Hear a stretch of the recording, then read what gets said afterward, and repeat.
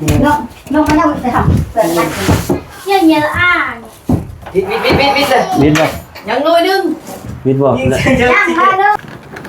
มาหยุกมารอบบัดนี้มาไอ้ยาอ๋อเดี๋ยวโอ้หนักพอแล้วเด้อ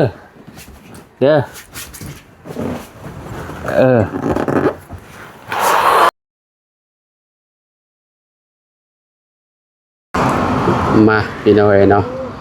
เปิดภาพมาอยู่ที่เฮือนน้องใจดีเพิ่นพี่น้อยเนาะเอาสบายดี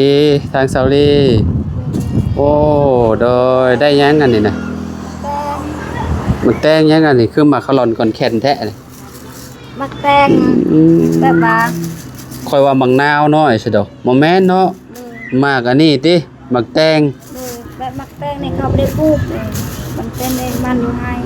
แบบอยู่นี่บ่มี กระปุกติอยู่ให้เอาไปอันหวานในมันก่อนเหรอวะ เขาไม่ได้ปลูก ฮะเอาแม่นบ่ มันเป็นเองมัน เป็นเองมันโอ้ก็คักแล้วคือเห็นของน้าบ่าวน้องป๊อปบ่กินนี่เนาะคือหอยเต็มอันนั้นเพิ่นไปหาขายพี่น้อยเนาะเพิ่นก็เลยแม่จะดีก็เลยสิซื้อเอาซื้อไปเฮ็ดหยังนี่ไปตำบ่ตำส้มอ๋อโดยพี่น้อยเนาะฝนบ่ได้ตกหลายมื้อแล้วใครแน่เนาะพี่น้องสถานที่เนาะตะลุงตะลางพี่น้องถือว่าโอเคอยู่เนาะเดี๋ยวไปหาน้องเจดีเพิ่นก่อนเนาะไปแสดงความยินดีกับเจดีเพิ่นก็ได้ไปพี่น้อยเนาะเป็นจังได๋ได้ที่นอนใหม่นอนฟันดีอยู่บ่พี่น้อยเนาะทางน้องเพิ่นเนาะสบายดีเอาเป็นอะไรคือบ่ได้คือบ่ปิดประตูอ้าวพี่น้องมันปิดบ่ได้บ่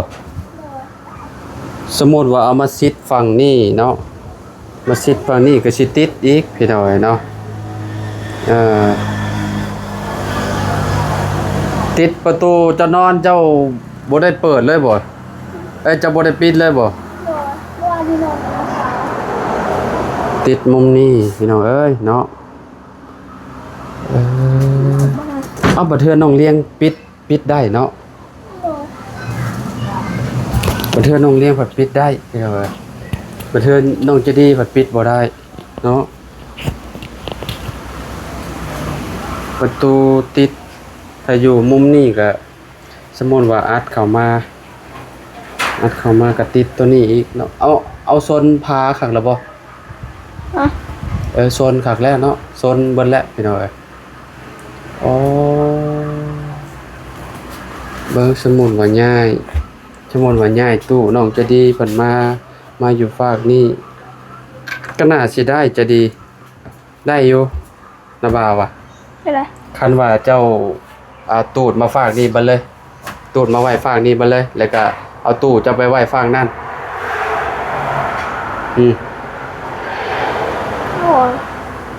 เอานี่เอาตู้ตัวนี้นี่ไปไว้ฝั่งนั่นก็สิได้แต่นี่มันพี่น้องติดมองนี่อ๋อสมมุติว่าเอายับมาเอายับออกมายับไปพุ่นได้ใจดีได้เอาอยู่ผิดพังซื่อๆนี่จะมาเบิ่งมุมนี้น่ะได้นี่เพราะว่ามันสมมุติว่าเฮาตูดฝั่งนี้ไปเลยเนาะก็น่าสิได้อยู่เนาะง่ายมันนี่น่าสิได้คิดว่าพี่น้องว่าจังใดเนาะเพราะว่าเฮือนน้องเลี้ยงน่ะประตูเราอยู่ฝั่งนี้พี่น้องอยู่ฝั่งนี้ได้ลองเบิ่งพี่น้องเนาะลองมีแต่ห้องเมย์เจ้าแล้วมาห้องเมย์เจ้ามาก่อนระบ่าวสิ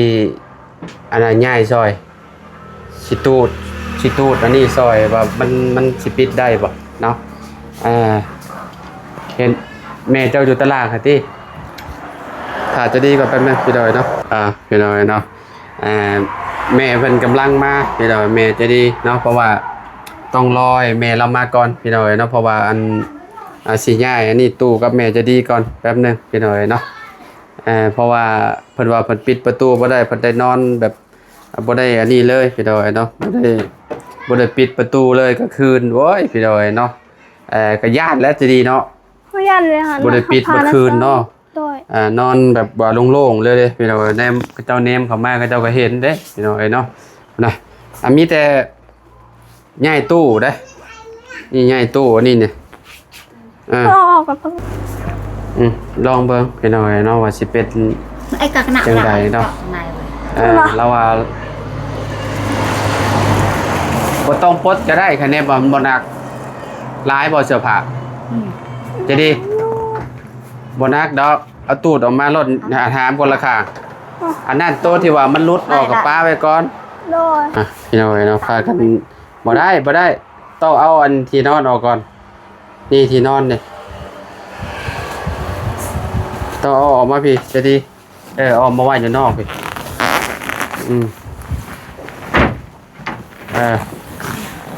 เอามาไว้อยู่นอกประตูปิดบ่ได้โอ้ยพี่น้องเนาะนอนกับบ่คักแล้วมันก็บ่แจ็บแล้วรับก็ซ้ำบ่รับแหละพี่น้องเนาะแม่นบ่จะดี โดย เอาไว้อยู่แถวนี้ก่อนน้องวางไว้วางไว้แถวนี้ก็ได้เนาะอันนี้เสื้อนี่ก็ลื้อออกสาดนี่บ่ฮู้ว่ามันสิปิดประตูได้บ่เป็นเอาไว้เนาะสมมุติว่าเอาย้ายมาฝากนี่เบิดนั่นน่ะจะบอกแล้วว่าปิดบ่ได้อีกงานเข้าแล้วพี่น้องคืนนี่จะดีย่านนอน โดยพวกไม้พวกนี้นี่เอาออกไปเลยบ่มีเอาไปไว้พูด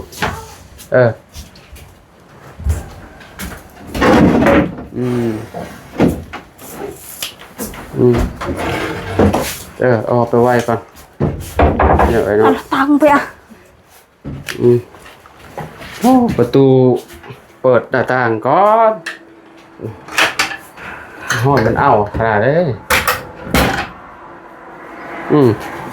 คือเหมือนเกาะไว้ก่อนพี่น้อง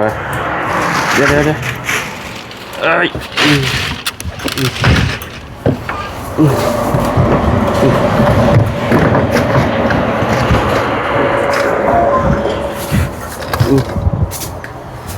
อันนี้ก็ทอดอ้อนี่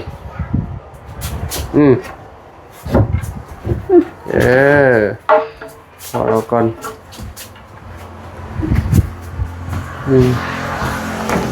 โอ้ยมาบานี้เนาะเดี๋ยว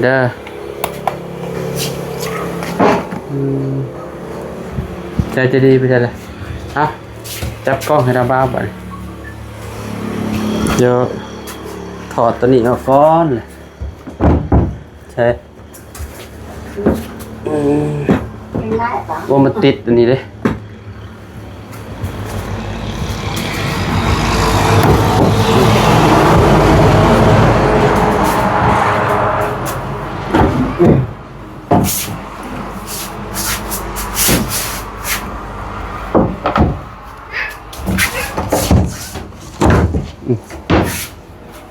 โอ้ตะปูมาได้ใส่นี่โอ้ตะเนาะเกือบเรียบร้อยเลยนี่พี่น้องเอ้ยโอ้ตะยังนี่เกือบเจ้าของเฮือนเหยียบเลยนี่เจ้าบ่ได้เห็นบ่เห็นโอ้พี่น้องตั้งแบบนี้บ่เห็นจะดีเจ้าเข้าแต่ละเถื่อเจ้าบ่เห็นบ่จะปูเล่มมึงยาวๆนั่นเกือบไปแล้วพี่น้องเอ้ยเนาะโพดโพโอ้โหดเกิน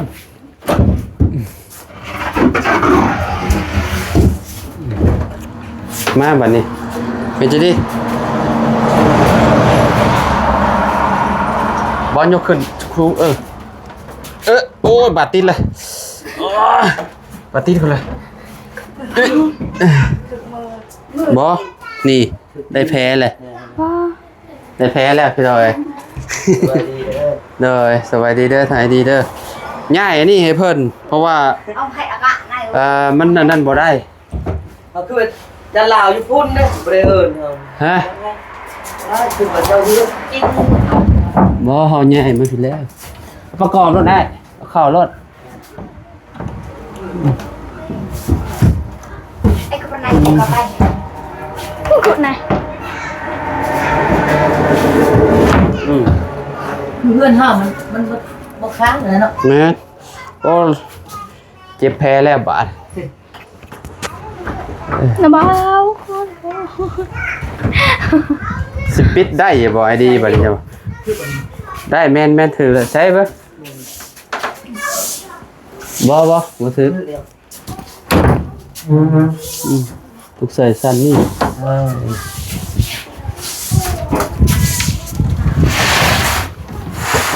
ไป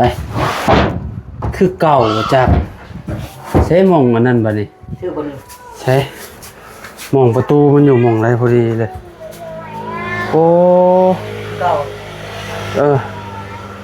ติดคือเก่าเลย คือเพื่อนหักคือว่า เฮือนเจ้าคือว่าบ่ติดเนาะ คือกันนั่นแหละ แม่เพื่อนจากครอบครัวงานเด้ประตู ขึ้นเบื้องนี้นะพี่ แม่นคันว่าห้องอันแม่เจดีย์วิทย์เนาะ เปลี่ยนนี้ ใช้เบิ่งห้องนี่ก่อนโอ้ล็อกกุญแจไว้อีก โอ้ย แล้วเอากุญแจมาเปิดมึงดูฮะถ้ามันบ่ได้เลยก็จำเป็นแล้ว ให้จะดีอยู่ห้องนี้ แม่นจำเป็นต้องเปลี่ยนแล้วเนาะจะดีต้องย้ายแล้วพี่น้องเอ้ยเนาะเพราะว่า เบื้องนั่นคือกัน อืม เบื้องห้อง โอ้เจ็บแม่นพี่ฟางนี่น่ะได้ ได้ ฟางนี่น่ะได้นี่ ได้ ง่าย ชอบกรอดแดด ง่ายมาอยู่ฟางนี่แหละเห็นแล้วได้เนาะ เนาะ ง่ายห้องนอนไหมพี่น้อยเนาะเพราะว่าห้องนั่นน่ะมันติดคือเก่าเป็นเตียงน้อยได้อยู่ คันว่าเตียงน้อยน่ะได้เตียงบ่ต้องมาเตียงประมาณสำนี้น่ะได้สันๆมันก็นอนบ่วิดแข่งวิดหยังคือเก่าแล้วเนาะจะดี สมมุติว่าสำนี้นะสำนี้ก็น่าสิได้อยู่พี่น้องสำนี้นี่อันนี้มันติดใช่เลยใช้มงประตูมงอันนั้นพอดีบ่ได้มีแต่เปลี่ยนห้องแล้วเปลี่ยนอยู่บ่หรือว่าสิเอาจังไดหรือว่าสินอนเปิดห้องไว้แบบนี้บ่ เปลี่ยน ฮะเปลี่ยนเนาะเปลี่ยนซะพี่น้องเอ้ยเนาะเอาง่ายๆเอาไปก่อนจ้ะเปลี่ยนห้องก่อน ให้เราเอาเครื่องเราก่อน เอาเฮากันง่ายตัวนี้เอามาก่อนง่ายเอามาก่อนเราก็สละให้ลูกเช้าแล้วแหละพี่น้องเอ้ยเนาะเพราะว่ามันยากได้นอนแบบว่าบ่รับได้แบบนี้บ่ได้หลอกห้องเมียน นอนบ่มีประตู เพื่อนบัดใกล้หนทางช่ำบัด โอ้ สบายเลย ขนเครื่องง่ายเครื่องออกมาพี่น้องเอ้ยเนาะ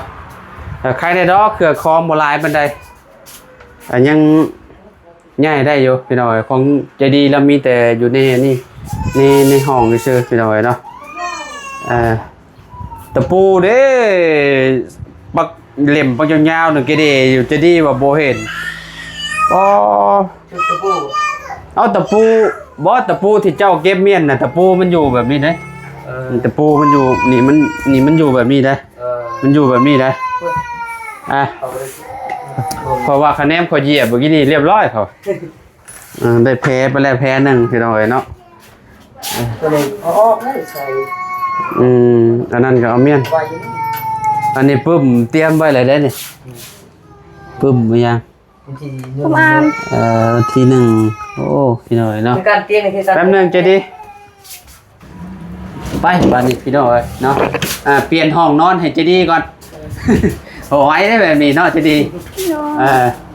ให้นอนอันเปิดประตูปลาไว้นี่โยพอเอาแล้วแบบนี้ไปเปลี่ยนห้องนอนกับแม่ก่อนเพราะว่าประตูมันติดพี่น้อยเนาะระวังอีกเด้อ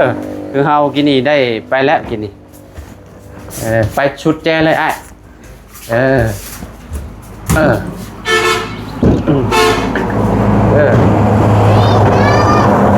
โอ้เปิดอาจารย์ก่อนนี่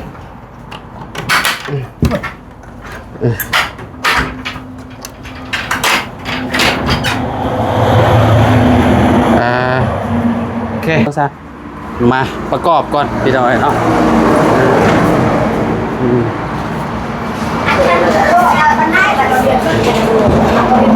เช่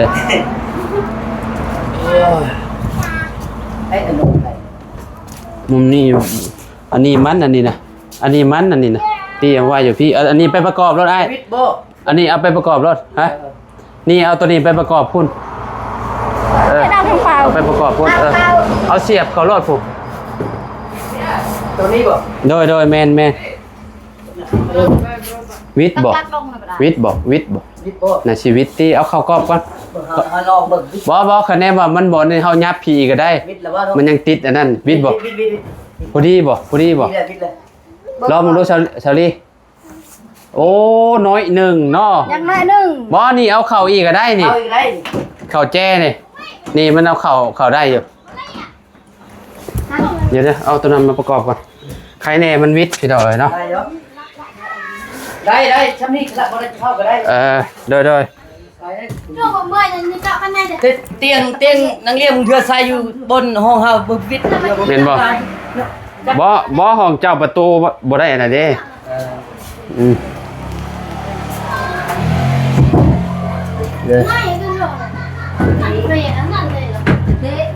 เชื่อมันติดไหมตัวนี้เป็นมันเหมือนที่จะรีบเป็นห้องยังเป็นห้อง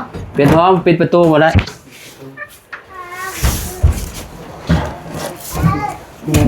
น้องไม่ได้จะทำเปิดกันเยอะอ่านวิทเลยวิทบ่ยังน้อยนึงวิทบ่ยังค่านึงฮะบ่นี่เอานี่นี่ก็วิทแล้ววิทนิดนึงมันจะบิดแม่นี่เอาอันนี้มาแจ้พี่นี่ไอ้ดินี่เอาไม่ใช่จุนะแจ้เลยได้แล้วบานใช้เรามองดูปิดได้บ่บานปิดได้โอ้แฮงบ่ได้เนาะคือบ่ได้บางอย่างนี่คือได้บ่อ๋อบ่นี่เฮามาเข้านี่มาเข้าต่อเข้าแจ้นี่อันนี้มันเข้าอยู่ในมันปิดเอาชนเข้าอีกนี่พอดีเลยนี่เอาเสียบเจ็บแล้วได้บ่บัดนี้ได้แล้วโอ้ยพี่น้องเอ้ยได้แบบนี้แต่มันเงียงนิดเดียวบ่ที่ไหนเสมอนี่นะต้องเฮ็ดเงียงนี่เงียงอีกต้องเฮ็ดเฮเนาะนี่บ่มาเอาไว้ซับนี่พอดีนี่เสมอเลยบ่ซับนี่บ่ไปเศร้าบ่เสมอก็ยาได้นึงเงียงนึงพี่ยาแล้วคะแนนมันปิดได้มันปิดได้ก็เอาแล้วสิเป็นอย่างนี้มาพี่น้อยเนาะประกอบก่อนได้บ่ไอ้โอ้ใส่ลองดูใส่นิดนึงโอ้น้อยอีหลีเหรอนี่เนาะน้อยเฮาเฮือนเฮาได้บ่แสดงว่าเฮือนจะดีนี่อาจสิแบบว่าอันนั้นเบิ่งเอาชิดก่อนเอาชิดก่อนวะเอาชิดห้องก็ให้มันก็ตี้ห้องบ่เฮือนเลี้ยงก็คือว่าคือกันอยู่เนาะห้องก็ซ้ำกันเฮือนเฮาได้น้อยเพราะว่าบางคนบอกแม่นบ่แต่มันตัวนี้ยันเฮือนเฮาได้ยาวตัวนี้เนาะยันบางทีห้องมันบ่ซ้ำกันเนาะตรงเลยลองมึงดูลองปิดดูบัดลองปิดนั่นนึงเอาประกอบเขาก่อนปิดดูเรียกได้บ่ได้โอ้ยเสียดสีน้อยเดียวพี่น้อยมามึงมีรถน้องมึงมีรถเกือบไปแล้วเกือบบนได้นอนที่นอนใหม่เลยเกือบได้เก็บกู้เมียนเลย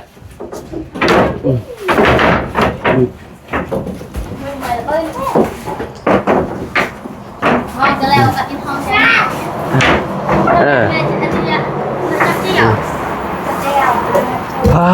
เอาไปปูบ่เนี่ย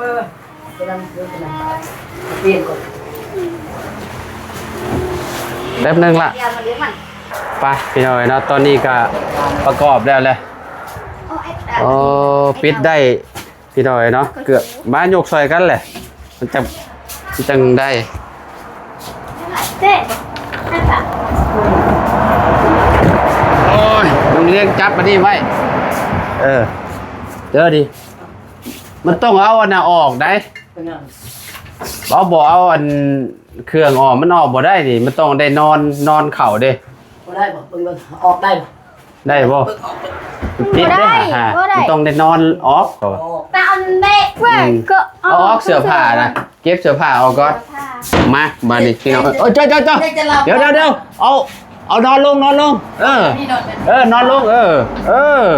อาลงอย่าเด้อบัดนี้ เอา ไปบัดนี้ เอา เดี๋ยวเด้อเมนเจดีเอาก่อน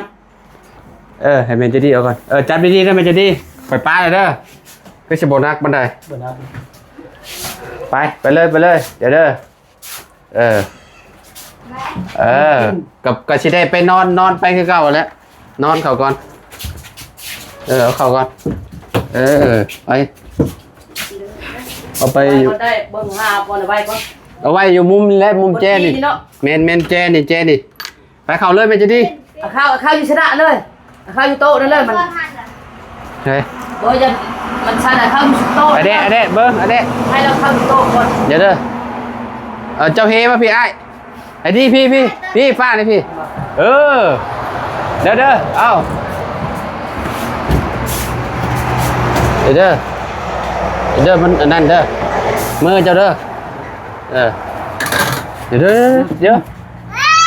เนี่ย ทำดิเล่นดิ บ่หานั่น เดี๋ยว ก้อนมาตั้งก้อน ตั้งเมียนก่อนตั้งเมียนแล้วก็เอาไว้บนอันมันนั่นเดือไว้เบิ่งนี่ทำจะดีก่อนอันนั้นฝ่ายบ่ไว้เบิ่งนี่เลย บนนี้ ไว้บ่ได้เอาไว้ฟ้านี่แหละ ไว้มีแต่ห้องเอาขึ้นมีก้อนเปลี่ยนเนาะ เอาออก นี่แบบเงียบแบบเก่าเลย เอาไปแจ้นะก่อนเอาไปไว้แจ้นะเดี๋ยวโอ้ยหนุกบ่ได้แล้ววัน ไว้ เด้อกัดแข่งก่อยเอาอีกแล้วเดี๋ยว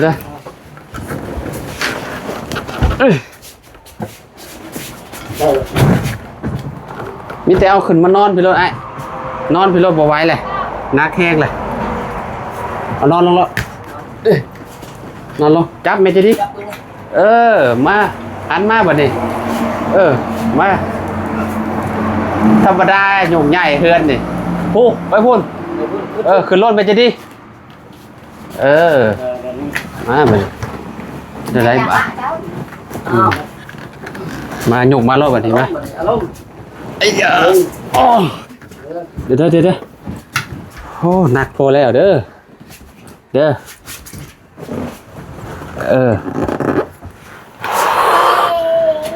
ฮ่าโธ่ไปบัดนี้ต้องเอาเข้าไปชิดปันไดดอกเดี๋ยวเห็ดความสะอาดบ่ได้สำนีแหละได้แล้วบัดนี้ ติดกับก็บ่เอาดูนี่ก่อนเอ็ดกะตี อันนั้นบ่พี่ก็ยับมาพี่ก็ได้บ่ต้องเอาไปไกลดอกแต่แซงนี่มันบ่ได้แต่แซง กระยาแล้วได้อยู่สำนั่นน่ะมาไหมยับมาพี่ตู้นี่พอบ่นี่ ชอบเทนม มาอยู่กลางๆนี่ เอาใกล้ๆเอาอะไรดิเจ๊นะ พอตัว นี่สบายพี่น้องสบายเป็นสาวเบิ่งกวางเนาะ ได้แล้วบัดนี้เรียบร้อยแล้วพี่น้อยเนาะถือว่าภารกิจเนาะโยกย้ายที่นอนจะดีมาอยู่ฝ้าเบื้องนี้พี่น้อยนะได้แล้วแหละ ตุน ลองมึงดูหาไอ้นี่ลองมึงดูลองปิดดูไอ้คุณ ได้แล้วบาดนี้เพื่อนเจ้าน่ะปิดสบายเนาะ สบาย แบบว่ามูได้อันนั้นเนาะมันบ่ได้จ่อนะมันกว้างนะพี่น้อยเนาะบัดเทือนจะดีเพราะว่าเดี๋ยวจะจ่อย าวตัวนี้เนาะ จะดีมาเอามานอกพี่บัดนี้เนาะไปบัดนี้พี่น้อยเนาะ เอาให้ ขอโตเลยเด้อพี่น้องเด้อเนาะอยู่ดีมีแฮงบ่สุขทุกคนเนาะเดี๋ยวให้เพิ่นเก็บเอาเองเพิ่นบาดนี้เก็บเอาเองเด้อ เด้อเก็บเอาเองเด้อเพราะว่าถ้าบ่ง่ายช่วยเพิ่นมันก็นอนเปิดประตูแบบนี้แหละพี่น้อยเนาะมันลำบากเนาะเมื่อคืนนี่นอนรับอยู่บ่รับอยู่บ่สงสัยเมื่อยแห้งแล้วถึงรับเนาะคือข่อยโอ้นอนบ่ค่อยรับแล้วข่อยประตูล็อกบ่ได้เนาะนอนมีสาวมีมันมานอนเป็นหมู่บ่เด้อสบายดีเด้อเด้อ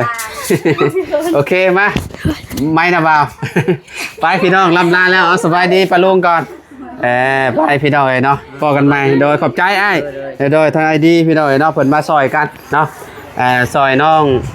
เลี้ยงเพิ่นพี่น้องเนาะเอาลำลาแล้วพี่น้องพอกันใหม่เด้อ FC เด้อสบายดีเด้อ